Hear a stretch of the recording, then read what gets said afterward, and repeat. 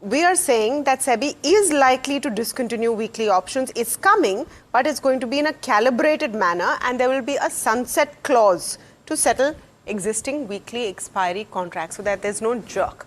But this is the direction in which the regulator will move. Nikhil Khandelwal, MD of Systematics Corporate Services, joining us on the show this morning. So is K. Suresh, President of ANMI. Mr. Suresh, let me start with your take first. In a scenario where weekly options are, and how it should be done will be my next question, but in a scenario where weekly options are eventually discontinued, what is the kind of impact that you see? See, from my community side, definitely broker side, that will be a big hit with respect to volume and revenue also. That is inevitable. But the question is that, is it necessary to go fully on that aspect? I mean, removing the weekly expiry. I think what we have misunderstood is that what constitutes the loss? Why losses happen? Why investor is losing? If you see, make a deep analysis, it is not because of the instrument or anything else. For example, we had earlier monthly, what happened? There also people lost money. So ultimately, the result is, rather the cause is, what's called, we are having uninformed investors in the market. So there's a big gap between educative and non-educative investors. So that gap has to be bridged by SEBI, because SEBI already has a tagline of investor protection. When that is the tagline, naturally SEBI should think how to make, rather reduce this gap, and how to institutionalize the training aspect and everything for the benefit of the investors. So that, informed investors taking part will reduce the what's called SEBI's concern about the losses to the individuals, rather retail participants, and also the speculative activities also will come down drastically. Already we have also suggested to deepen the cash market by bringing in more and more stocks in the F&O segment. That will deepen the cash market. Once cash market also deepen, people can shift their focus to the cash market instead of the F&O market. So that also we suggested. Yeah. So it is a combination of 2-3 things which we have to think, not at one stroke thinking to wipe off the weekly expense. Got it. That's Mr. Suresh, well made point that yes, you have given options to SEBI as well as to what are the options that they can consider, and an impact in terms of revenues is what we should be talking about. In fact, let me get in Nikhil as well to comment on this. Nikhil, what could be the likely impact on broker revenues firstly? And how do you expect the trading volumes to shift from here on? Do you think they will start moving to, say, monthly contracts or other derivatives, or exit the F&O space completely? And how do the dynamics change then? Hi, good morning. So as far as revenues for brokers are concerned, the data says that for discount brokers, one of which is also coming for an IPO, and Angel, which is listed. The revenue from F&Os extend from F&O trades, including weekly expiries and monthly expiries, etc., are close to about 60% of the revenues. So definitely it's a significant number for discount brokers. For other brokers which are more focused on HNIs and institutions as clients, I think these contracts and F&O trades will be close to about 30-40% of the revenue. So it's a significant amount, F&O, and definitely weekly expiries have taken a lot of volume of the retail clientele. So hence, I think the hit will be more significant on the discount brokers if and when any significant decision is taken by SEBI on this matter. While it will be fairly low on the less discounted or full service brokerage houses. In our view, SEBI is already in consultation mode with the brokers, and the approach is that from SEBI's perspective is that the speculative activity in the weekly contracts has been significant.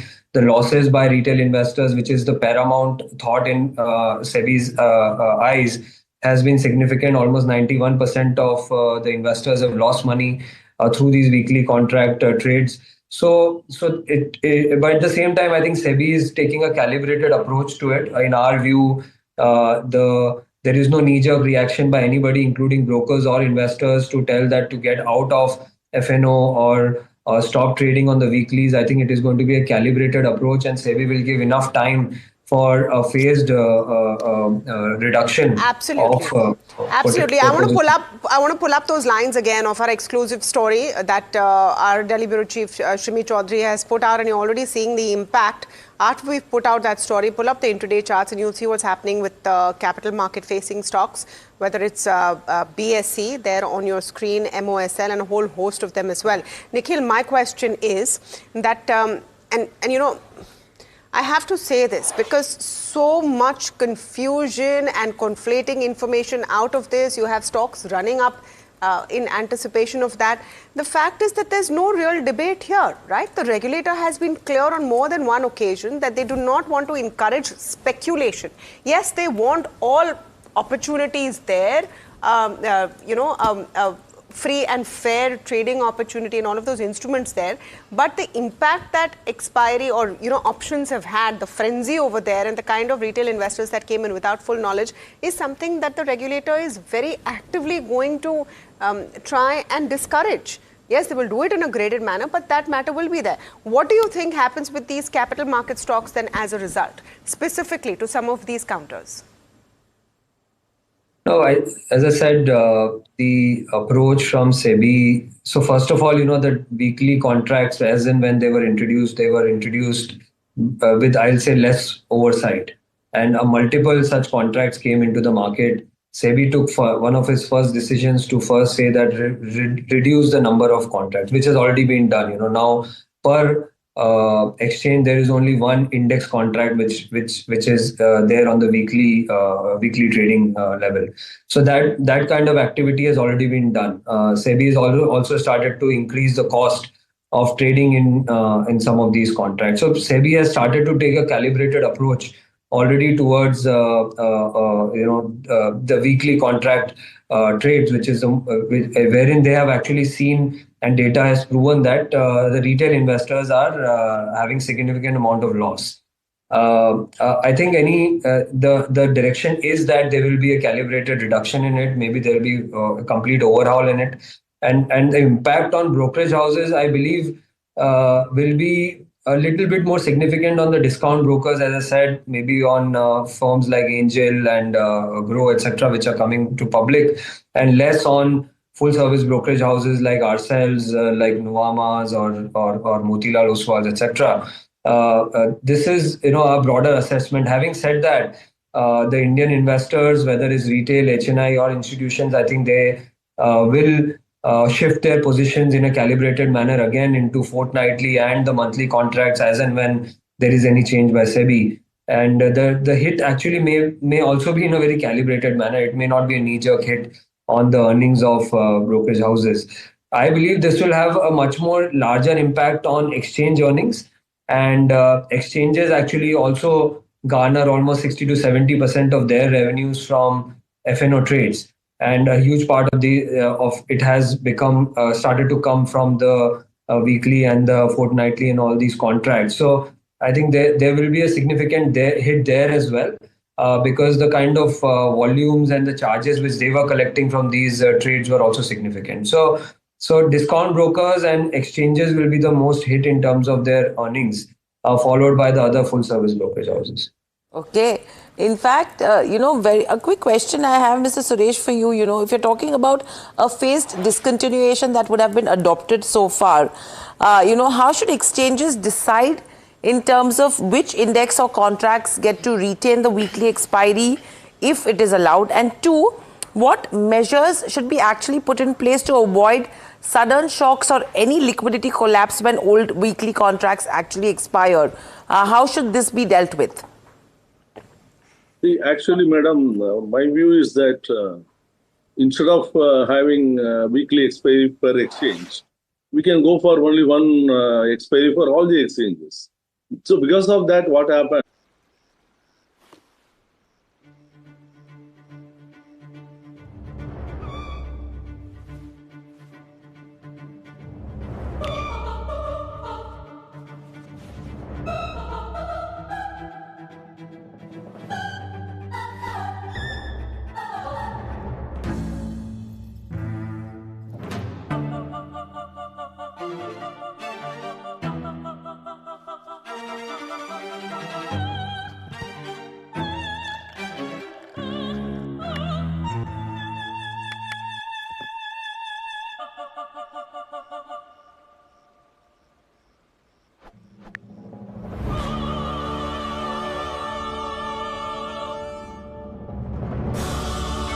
Diwali की धूमधाम और भी बहुत कुछ सिर्फ 10 minute में only on Flipkart Minutes. Are not aware of the conditions of the market. People are not aware of the benefits of that. People are not aware of how to deal with the market.